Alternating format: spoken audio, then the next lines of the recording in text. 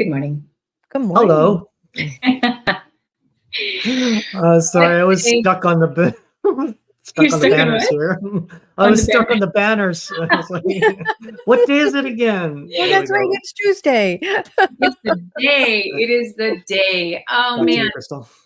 Well, what a pleasure to be here. If you are joining us live, or even if wherever you are and whenever you're coming in on this today, we are just so glad you're here because we strongly feel and believe that this is going to be a fantastic conversation, number one. Fantastic conversation for us because we have been talking about this, and this is something that we're living and walking through, and we're going to share a little bit more with you about that very quickly. But we also believe that this is one of the keys of life. Isn't it fascinating? Mhm. Stories that we tell ourselves. So today we're talking about enough already. We're going to say the thing and we're going to change the story, change our story, change your story. So here's the thing. We all have stories that we tell ourselves. The stories are about our abilities, our worth, our relationships. They're never ending. The stories are always there. We can't be separated from them because we are storytelling beings. This is how we relate. This is how we make sense of our world, is through the power of story. But what happens when those stories start to hold us back? First of all, we may not realize that those stories are holding us back. But there are ways, and we're going to help give some insight into how those stories can be holding us back. Yeah. So we're asking today, what are the stories that you are telling yourself? And more importantly, how can you recognize and acknowledge the ones that aren't serving you? Because those stories affect how we show up for ourselves and the world that we all share. So that right there is the important thing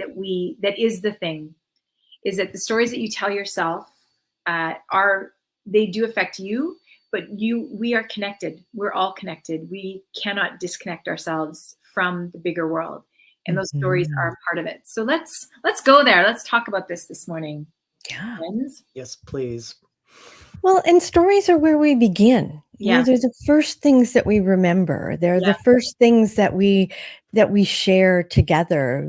There is such an elemental memory of being at your mom's, your dad's, your grandma or grandpa's knee, listening to stories.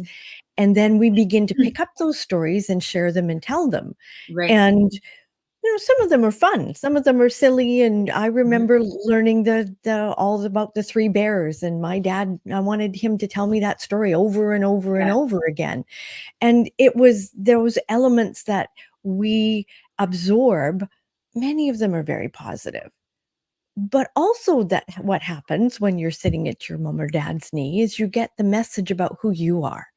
And that's the story that can be impactful, because we learn that there are limits to who we are based on what we hear from the people around us. And because we are storytelling human beings, we start to tell others those stories about ourselves, and we start to look for evidence of those stories to be true. And then all of a sudden, there's this background which we no longer recognize. It's just the story of who we are. And one of the things that we have been challenging ourselves in our conversations is to look at, what are those stories and how are we limited by them? How do they hold us back in our personal and professional lives? Right. Oh, I'm not tall enough. I'm not smart enough. I'm not educated enough. For many, many years, I carried around the story that I only had a high school diploma and I couldn't be recognized or move ahead in a professional realm unless I had a university degree. I didn't start university until I was almost 60. So I carried that story for a long time in my professional life. It's interesting.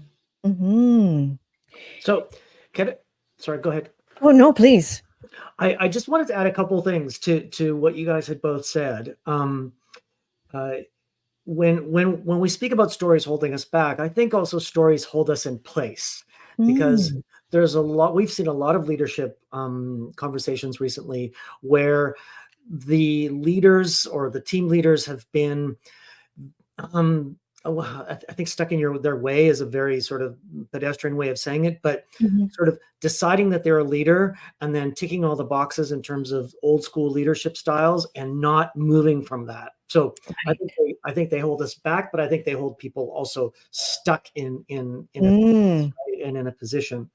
I also wanted to kind of sprinkle a little fairy dust on the fact that we added enough already to the title of what we're doing, because it is going to be a recurring theme moving forward, because Oh, yes. Yeah, we totally. are done with the way coaching and leadership So over. development has evolved until today. So that what Crystal was saying at the beginning, there's a nugget of the future of what we're doing with enough already.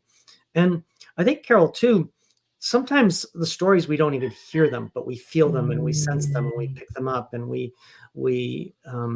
so they don't have to be necessarily articulated right around the dinner table, but they can Yes. be felt. I know certainly for the story that I carried with me for decades as well was this sense of unworthiness, because I grew up in a family of artists and hippies in the forest. And I just wanted to be like everybody else, with the suburban house and the 2 cars in the garage, and, eating a craft dinner or whatever, cheese with, those things. So I felt like the weirdo until I was in my 30s. Mm. And that whole existence until then was a compensation for exactly that. Totally. And isn't it interesting that those stories, because I have a similar thing, not artists and hippies in the forest, but grew up not financially advantaged in the least. And as I'm a Métis woman, all those years, no one told me. I didn't know. Even though I was taking part in all these things that were cultural, I used to joke that I said I wore moccasins. I took bannock to school in my lunch all the time.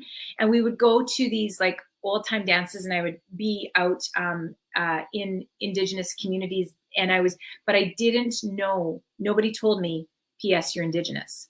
So and in the school, I remember in school, and this is part of what we're going to talk about too, for me, is that I remember when they talked about the Riel Rebellion, and I grew up just down the road from Batoche in my grade 5 class. And I remember thinking, I think that's me. And then the teacher said, but he was hung as a traitor, and he was found to be a traitor to Canada. And I remember thinking, okay, that's not a safe thing. So then you spend and nobody talked about it at home. So there's this weird sense of shame around things that you develop, that because you start to tell a story. There's a little tiny piece of data that is not attached to anything. The data point column that you lived in the forest, but that there was do you know what I mean? Like, but there's that ladder of inference that we start to draw meaning from, and it starts to shape the story. So we start to tell and it quickly flips about, not just about, it is about the stories we tell ourselves about who we are, but those continue to be the lens that we look at what we're capable of doing, or how we're capable of even doing anything significant. To change things. And then we get really fearful. And that's the thing that we were talking about earlier, is that if we get to a point and something happens, and usually it's something critical in our lives, some crisis of some kind, where it hits us in the face and we go, whew, okay, enough already, as you said, and we start to look. And the deeper we look, the more we get afraid, especially if we've established something that feels really solid and stable and is how we thought we wanted to be. Then when you open that door and you begin to look, well, what if this isn't the life that I want? What if this isn't the profession? What if this isn't the partner? What if this isn't the home? Then all of a sudden, now all the balls are up in the air.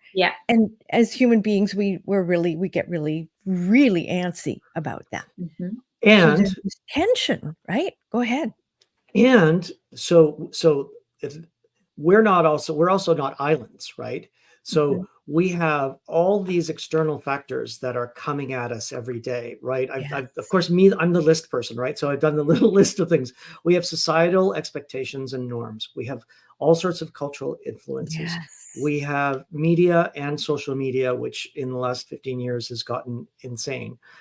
Economic and educational systems that are telling us stories, family and upbringing that are telling us stories, psychological factors, Right. Role models and mentorship. I mean, the list can go on, but those are kind of the few that I wanted to highlight as. And we've talked about this before. This need almost for a personal protection system to kind of reevaluate how you sit within all of that influence impacting you every single day. But does the personal protection system also keep you stuck? Or can it? I mean, not necessarily it does, but could it? Yeah, I guess it can. I suppose the personal protection system needs to be accompanied with some kind of awareness or self-awareness exercise, or even the desire to find yourself, to Oh, change the yeah. story. I don't know. So, Crystal, what gave you the freedom to begin to explore who you were? So I think a couple things, well, a lot of things. One of the things I feel is really important is, even in the title of what we said, say the thing, say the thing. So there is this fear of us, and we know this because we see this with our clients. I know it in myself, that there's a fear that if I say it out loud, it's going to make it more real. Yeah. And I have identified with it being a certain way. I know how to navigate being that way in the world. I know how to navigate that kind of story. Yes.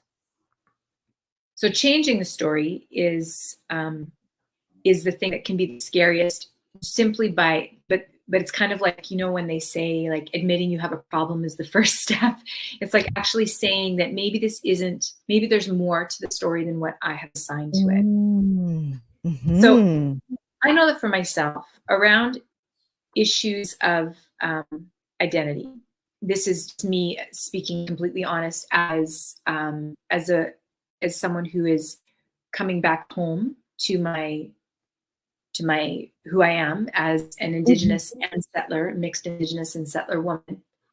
It opened up my eyes to so many things that were like, oh, I started to see different things. First of all, it opened me up to compassion, and I started to realize that, like, what solidarity is like, and that I am not separated from other people. But it also gave me the ability to be able to give myself permission to be like, you didn't know. You didn't know. Now you know. So you can do better, and you can align. But give myself permission to change my mind about how I saw things. And I think that's a really important aspect about the stories that we tell ourselves, is we live in a world that keeps on pushing us to be perfect and to always prove ourselves. And so the idea of changing the story can be so scary, because we're not sure we deserve to change the story that we're telling ourselves. Yes. So the power that I'm hearing is in saying the thing, finding a space where you can say it out loud. And then what happens after that? Yeah. What do you think, Colin? When you stood up and said, I'm worthy, it didn't all happen at once, but there was a moment when you said something out loud and things began to shift. Oh, I crashed into a wall. I don't think I was aware at all. Mine was a total car crash, and it was actually a literal car crash. I remember the day I was speeding up into the mountains in an SUV, and I did 360s and spun off the road. And I could have spun into the lake, but I spun into a ditch. And it was the perfect metaphor for my life. Speeding along, completely unaware, in the winter, in the snow. I mean, what an idiot. And I got stopped in my tracks. Right? And that was, I needed, unlike Crystal, who came to it more naturally, I needed a train wreck or a car wreck, literally. And the ensuing years have been all about reading about other people's stories And I call it shelf development, though, because I read a lot and I didn't embody it. Yes. And Oh, really good way to put now, it. like you, later in my maturity, have started to embody it. And now, beyond embodiment, I'm saying to myself, oh, well, there's not only stories, but beyond the stories, there's energy, and there Yes. is something greater than us and the stories we tell ourselves. There's something beyond that. So what about a different conversation with Yes. everything that we don't know about? Yeah. And that's really how I've kind of Yeah. gotten to this point Mhm. of where we're at. Two pieces there. One is to be gentle, because we all have Yes. stories that we didn't necessarily take responsibility for earlier, and that's okay, because when we do, we do. And the Yep. other piece is to begin to see the possibility that a different story could create. I think I may have shared with you, there's a woman in my yoga class, and my yoga teacher said something about, oh, we don't want to look like this when we're in our 80s. And she went, hello, I'm going to be 84 this year. And I looked at her and thought, no way. In the dressing room afterwards, I said, I want to see your driver's license. I don't believe you. No. Because she took on yoga very late in her life, and she's amazing. So, I mean, the stories that we hold about who we are physically, not just cognitively Yeah. and Yeah. professionally, but what can we do with this flesh bag that we own and Yeah. walk around in? The differences are available to us. And that's the inspiring piece about it. Yeah. I Is think, sorry, Mhm. I think a big thing that makes, that, how would I say this? I think a thing about stories that is, where we get caught in the stories that don't serve us, is that it feels easier to believe and lean on a bigger story that you can't change it. That, so Mm. like a fixed, Carol Dweck calls it a fixed mindset. That's another maybe way to say Yep. it. But when we are fixed on the fact that it's not going to change, so like think about our health, my health, this is my lot in life, or our financial status, or our career, or the world that we're living in right now, and all the things that are going on. If we stay in the story that says, I can't, it's out of my control, I can't do anything to change it, then that we're just going to perpetuate that story. Like, Yeah. this is why the beautiful thing about free will, it's about the power that we all hold. Everybody is given the exact same ability to decide the stories that they're going to believe about themselves. Circumstantially, it may look very different and at different times in our lives, but the more that we acquiesce to those stories that are because those, even the stories that don't help us, are still serving something. They're serving the part of us that's fearful, fearful of change. Yeah. The part of us that is, it's easier to believe that someone else is going to take care of me, that doesn't want to take responsibility. Like they're all connected. But the minute we decide we want to be able to recognize them, is really where literally the rubber is going to meet the road in our lives. So can I be provocative for a second? Yeah, Of course. Just playing on what you guys were saying. I always say to everybody that I work with, be gentle to yourself. These are very complex times, right? And I completely agree with what you were just saying, Crystal. At the same time, though, it's I feel, and I think we all feel, as though it's like enough already with just the sort of the self-reflection and the awareness and the the inclusivity and embracing everybody. It feels as though we are at a moment in time where we need systemic change. And one of the reasons we're talking about enough already is so often the profession of coaching and professional development and everything around it and associated feels as though it feels as though we're in an emergency room doing triage. And then when you leave the room, so much isn't working that it just feels like a bit of a band-aid. Yes. And so I'm kind of calling out here, recognize your stories Yeah. and and embrace them and change them and find that inner flame in you to Mm, be the change that we need. Yeah. right.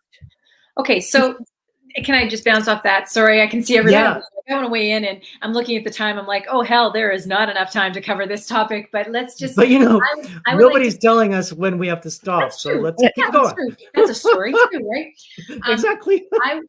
I would like to ask another question then, or just kind of in align with that. So when we say recognize the stories, we also have an internal understanding.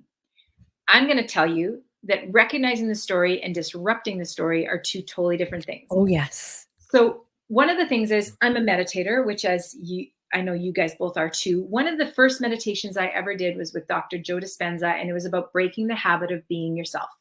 And part of the meditation is his voice is kind of walking you through. He's like, I want you to imagine you're in the shower and that old thought comes back to you. And so I'm going to use the example. I'm in debt. Okay, that's the thought. I'm in debt. I'm never going to get out of this debt cycle.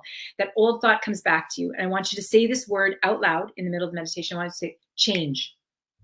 That's it. That's all I say. And you get in the habit of saying the word change to yourself. Change. Yes. And recognizing that you interrupt. So it's like if you've ever had have a kid have a meltdown, parents can understand this, right? It's just like when you do something to interrupt the pattern. We have to do that on ourselves. So I want to know, what are pattern disruptors that you have used for yourself to change your own stories? Right. I certainly rely on authors and books and learning. I'm devouring knowledge all the time on that front. And long format podcasting again. Right. Learning that way. Yeah. I Yeah. find that it works for me when I begin to share it. Yeah. When I'm sharing it with a client, or I'm sharing it with a group of students. When I've learned something, when I can repeat it and reiterate it and get more input from other people, then it starts to resonate and feels like I own it.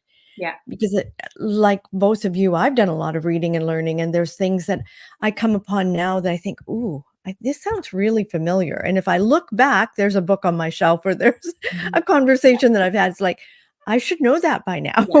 Yeah. There's so some important. repetition. That's so important. The idea of community and not doing it alone, and reaching out. I'm working with somebody right now who we're working through a workbook on change, and he wouldn't do it by himself, and I probably wouldn't have either if he hadn't mentioned it. So that idea of sharing and community and creation of sort of accountability, right, is really, really important. Yeah. Don't go alone. Don't go alone.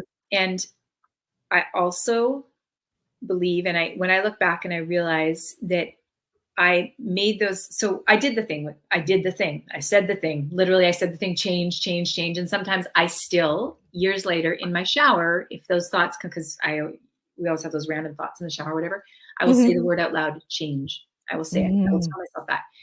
So one of the things about stories that I find, that the stories that we tell ourselves, that is so important to remember, is that big doors turn on small hinges.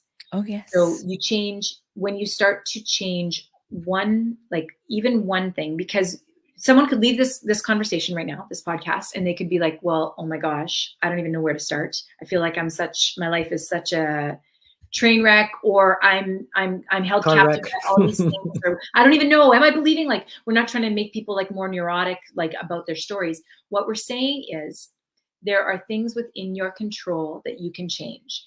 And those things we start with the stories that we tell ourselves, because we want to skip the process. We want to lose the weight. We want to be financially free. We want to have the career that we want. We want all these things that are important and that are ours to have. We want to change the world. We want to make a difference, but we're unwilling to do those in the moment things that will change and Mhm. interrupt our patterns. Yes. That's the difference. That's Yes. the difference. It's also, Crystal, changing the stories you listen to, I think, as well. Yes. Oh, that Right? too. Yeah, of course. Yeah. Asking You yourself know? that question. Yeah. I heard Brendan Oh, yeah. Burchard in his book High Performance Habits. One of the things he talks about is when he goes through a door in a building, he tells himself, bring the joy, bring the joy. And Mm. even if he's moving into a different meeting or whatever, bring the joy. And it's not like saying it's all dependent on me. It's saying that I don't need this circumstance to feel the joy. The joy already exists. Yes. So that's like a story, right? Changing a Yeah. story. Mhm. So I think that's a really great example. But at the core, yes, we should all be doing the deep internal work, and we deserve it, right? Like we're Mhm. worth It of is. that work. But on the way, I invite people to think about what's one thing that you Yeah. know is a story that's and as soon as I say that, whoever hears this, you already know. You will already know what that Oh, that yes. one in because it's the first thing, it's the top of mind It thing. is. So Mhm. what's one thing that you can do to interrupt that pattern over and over again and Mhm. build a new habit around the story that you're telling? Yes. And gain that flexibility because when you describe it, it's like the improv game when somebody new comes into the scene and all of a sudden it's changed. Yes, You yes. know, and that we can have that kind of resilience and flexibility in ourselves to be Mhm. able to embrace it and just Yeah. switch in that moment for that Mhm. little second, whatever that is. Change the thought. Yes. I love it. Love it.